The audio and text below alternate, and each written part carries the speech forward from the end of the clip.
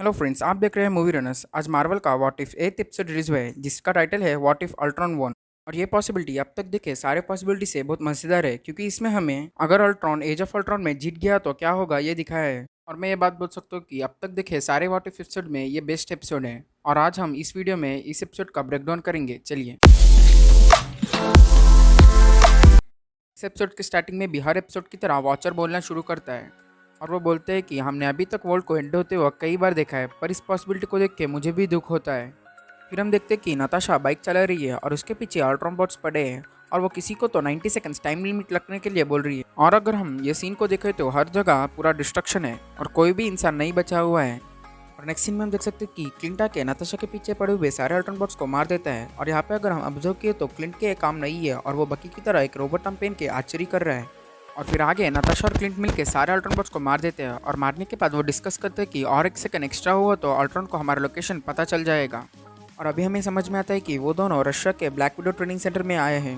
फिर उसके बाद हम वॉचर को बोलते हुए देख सकते हैं, जहाँ पे वो बोलता है ये सब डिस्ट्रक्शन एक इंसान का ड्रिंक के वजह से चालू हुआ है।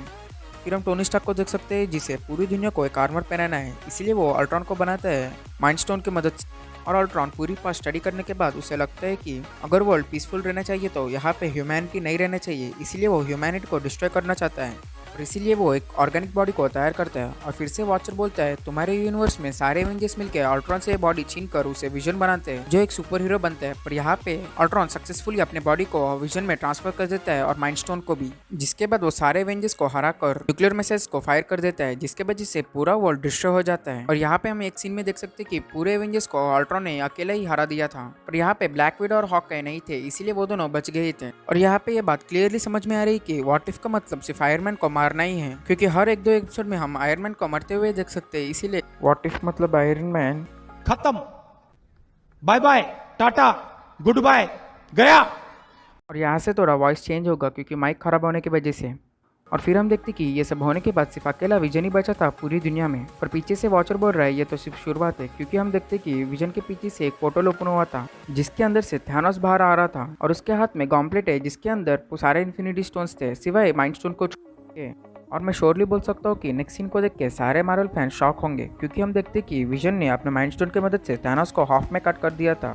तो अगर विजन ये सब कर सकते हैं तो क्यों उसने इन्फिनिटी वॉर में नहीं किया है। फिर हम देखते कि विजन अपने आप के लिए एक सूट बनाता है और उसके अंदर सारे इन्फिनिटी स्टोन्स प्लेस करता है। और यहाँ पे विजन के पास सारे इन्फिनिटी स्टोन्स है, जिसके वजह से वो बहुत पावरफुल हो जाता है। उसके वजह से उसे बाकी सारे वर्ल्ड्स के बारे में भी पता चलता है। और फिर उसने सारे अल्ट्रॉन बॉट्स को बनाता है और वो एस्गर्ड पे जाके अटैक करता है और पूरे एस्गर्ड को डिस्ट्रॉय करता है।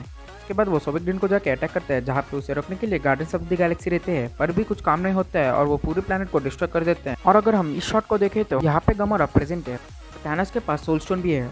और लगता है इस यूनिवर्स में थैनोस ने गमोरा के बदले किसी और एक इंसान को सैक्रिफाइस किया होगा, और वो नेबुला को नहीं कर सकता है क्योंकि वो एक रोबोट है इसीलिए। फिर हम देखते हैं कि अल्ट्रॉन जाके बाकी प्लैनेट्स को भी डिस्ट्रॉय करने की कोशिश करता है, जहाँ पे उसने ईगो को डिस्ट्रॉय कर दिया था और सकार को भी। फिर वो झंडार पर अटैक करता है। यहाँ पे अल्ट्रॉन को रोकने के लिए कैप्टन मार्वल आती है और वो अल्ट्रॉन को स्काईनेट के नाम से बुलाती है, जहाँ पे फिर वो बोलती है मैंने सारे किलर रोबोट के मूवीज देख लिए हैं। और यहाँ पे स्काईनेट टर्मिनेटर का ईस्टर एग है, क्योंकि टर्मिनेटर मूवी में ही स्काईनेट एक एआई है जो फ्यूचर में सारे इंसानों को कंट्रोल करना चाहती है, और वो भी ऐसे ही रोबोट से अटैक करती है।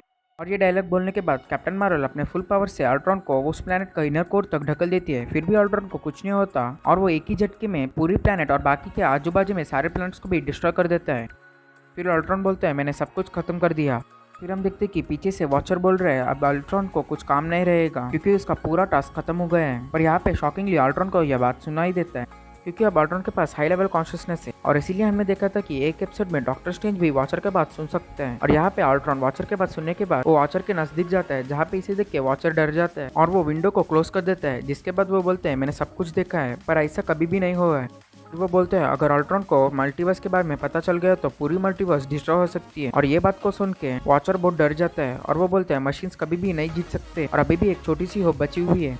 फिर हम देखते हैं कि ब्लैक विडो और हॉकआई दोनों मिलके ब्लैक विडो ट्रेनिंग सेंटर पे आते हैं, जहाँ पे वो दोनों मिलके फाइल्स को ढूंढते ताकि कुछ तो मिल सकता है अल्ट्रॉन को रोकने के लिए। और वॉचर उन्हें पीछे से ऑब्जर्व करते रहता है। और ढूंढते वक्त नताशा को रेड गार्डियन का शील्ड मिलता है, जिसे वो रख लेती। ढूंढते ढूंढते क्लिंट बहुत नाराज हो जाता है और वो धीरे से ढूंढता है। जब वो एक बॉक्स को देख रहा तो पीछे से वॉचर बोल रहा है कि तुम बहुत क्लोज हो, तुम्हारे बाजू के बॉक्स में ही तुम्हारा सोल्यूशन है। और हम देख सकते हैं कि आर्मेंजोला मतलब वॉचर आर्मेंजोला को सोल्यूशन कर रहा है, क्योंकि आर्मेंजोला एक ऐसा ही हाइड्रा एजेंट है जिसने मरते वक्त अपना ब्रेन को कंप्यूटर में ट्रांसफर कर दिया है, और वो एक बहुत पुराना कंप्यूटर है जिसकी वजह से अल्ट्रॉन भी उसे कंट्रोल नहीं कर सकता है, और इसीलिए वॉचर उसे सोल्यूशन बोल रहा है। और वॉचर को क्लिंट को इंटरफेयर करके उसे ये बॉक्स दिखाना है, पर फिर भी वॉचर रुक जाता है उसके ओट याद आकर, और क्लिंट भी उस बॉक्स को टच करता है और सिर्फ ऐसे कैजुअली देख के छोड़ देता है, और वो नीचे बैठ जाता है धक के। तो नताशा के उसे थोड़ा एंकरेज करती है और फिर नताशा वो बॉक्स को ढूंढती है और उसे वो सोल्यूशन मिल जाता है, और नताशा को पूरी बात समझ में आती है। फिर वॉचर अपने डायमेंशन में वापस आके बोलता है still there is a hope, और उसी वक्त अल्ट्रॉन वो डायमेंशन को तोड़ के अंदर आता है और बोलता है आई फाउंड यू, और वो वॉचर को जोर से मारता है। और अल्ट्रॉन बोलता है मेरा काम है ये सारे यूनिवर्स को शांत करने का, और ये डायलॉग को बोल के वो फिर से वॉचर पर अटैक करने के लिए जाते हैं। और उसी वक्त हमें ब्लैक विडो और हॉकी को दिखाते हैं जो आके आर्मेंजोला को ऑन करने की कोशिश कर रहे हैं। वो दोनों कैसे तो करके आर्मेंजोला को ऑन कर देते हैं। फिर वो दोनों उसे बताते हैं कि हाइड्रा और शील्ड सब कुछ डिस्ट्रॉय हो गया है, और अल्ट्रॉन नाम का एक एआई सबको डिस्ट्रॉय कर रहा है और पूरी वर्ल्ड डिस्ट्रॉय हो गई। और ये बात को सुन के जोला बोलते हैं क्या तुम इसीलिए मुझे ऑन किया कि ताकि मैं जाके अल्ट्रॉन को रोक सकूं?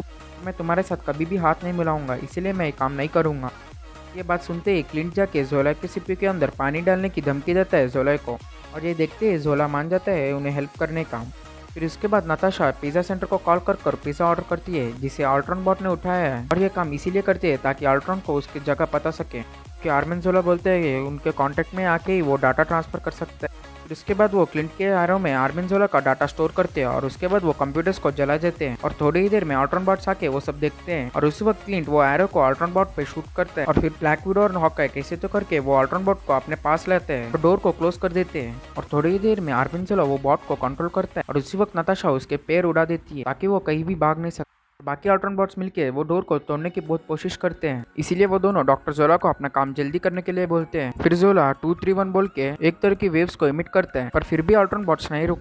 डॉक्टर जोले बताता है कि अल्ट्रॉन की माइंड रेंज में नहीं है, इसीलिए ये काम नहीं हो सकता है, और इसीलिए ब्लैक विडो डॉक्टर जोले को अपने कंधे पे लेके हॉकी और ब्लैक विडो दोनों मिलके भागने की कोशिश करते हैं, और उनके पीछे सारे अल्ट्रॉन बॉट्स पड़े हुए हैं, और वो दोनों कैसे तो करके वहां से एस्केप होने की बहुत कोशिश करते हैं, पर लास्ट में हो नहीं सकता, इसीलिए हॉकी अपने लाइफ को सैक्रिफाइस कर देता है और वहां पे ही रुक जाता है। और इस सीन को देखते हमें एंड गेम की याद आती है जहाँ पे ब्लैक विडो अपनी लाइफ सैक्रिफाइस कर देती है हॉकी के लिए, और यहाँ पे हॉकी ने ब्लैक विडो के लिए लाइफ सैक्रिफाइस कर दिया है।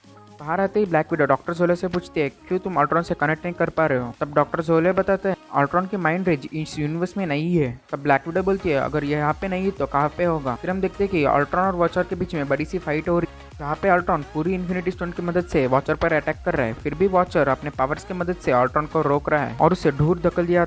थोड़े ही सेकंड्स में अल्ट्रॉन वापस आ गया था और वॉचर पर अटैक कर, इसके वजह से वॉचर जाके एक प्लैनेट पे गिरता है, और उसी वक्त अल्ट्रॉन उसके पास आके पूछता है इतने सारे वर्ल्ड सफर हो रहे थे और तुम कुछ नहीं कर रहे हो? तो वॉचर रिप्लाई करता है कि मैंने एक प्रॉमिस किया था जिसकी वजह से मैं कुछ इंटरफियर नहीं कर सकता हूँ, इसीलिए मैंने कभी इंटरफियर नहीं करा और करूंगा भी नहीं।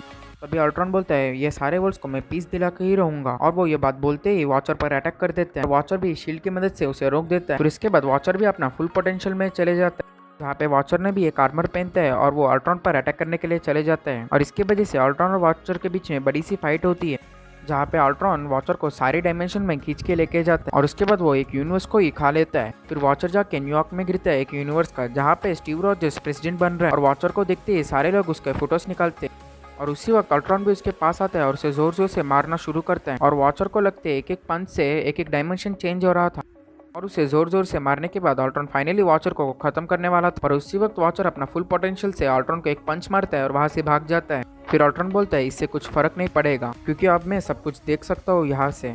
नेक्स्ट सीन में हम देख सकते हैं कि फाइनली वॉचर जाके इविल डॉक्टर स्ट्रेंज के द्वारा बना हुआ पॉकेट डायमेंशन में जाके रुकता है, और वो बहुत उदास था, जिसके बाद वो डॉक्टर स्ट्रेंज से बोलता है मेरे पास ऑप्शन नहीं थे, इसीलिए ये काम करना पड़ेगा। और डॉक्टर स्ट्रेंज बोलता है मुझे मालूम है अकेले रहना कितना मुश्किल होगा।